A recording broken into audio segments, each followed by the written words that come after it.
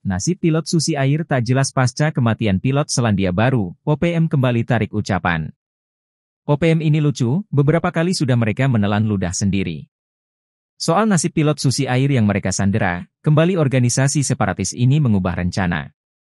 Padahal, mereka awalnya gembar-gembor di bulan Agustus 2024 akan membebaskan pilot tersebut 2 bulan dari wacana diumumkan.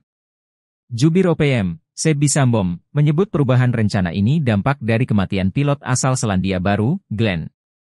OPM tak diterima dituduh sebagai pihak pelaku penembakan. Kelompoknya lantas menunda proposal pembebasan pilot Susi Air, Philip Mark Mertens. Sebby mengklaim, pembunuhan pilot asal Selandia Baru itu dilakukan oleh militer Indonesia. Dia mengatakan, dalam waktu dekat, para pemangku kepentingan OPM akan melakukan rapat.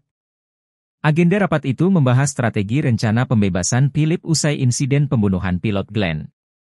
Menurut Sebby, saat ini kelompoknya masih disibukkan dengan kasus pembunuhan pilot Glenn Malcolm. Ia mengklaim, tudingan yang diarahkan ke kelompoknya itu memecah fokus dalam rencana membebaskan pilot Susi Air tersebut. Maka proposal belum kami umumkan.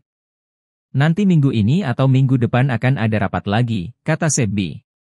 Soal kematian Glenn, OPM juga menelan ludah mereka sendiri. Sebby sempat mengatakan pilot asal Selandia Baru itu ditengarai sebagai mata-mata dan melintas di wilayah konflik bersenjata. Ia menegaskan, kelompoknya juga telah melarang pesawat, pembangunan, dan aktivitas lain masuk ke wilayah tersebut. Larangan tersebut untuk menghindari militer Indonesia memasok logistik dan pasukan di wilayah tersebut. Tapi karena kepala batu, keras kepala, yaitu risiko tanggung sendiri, ujarnya.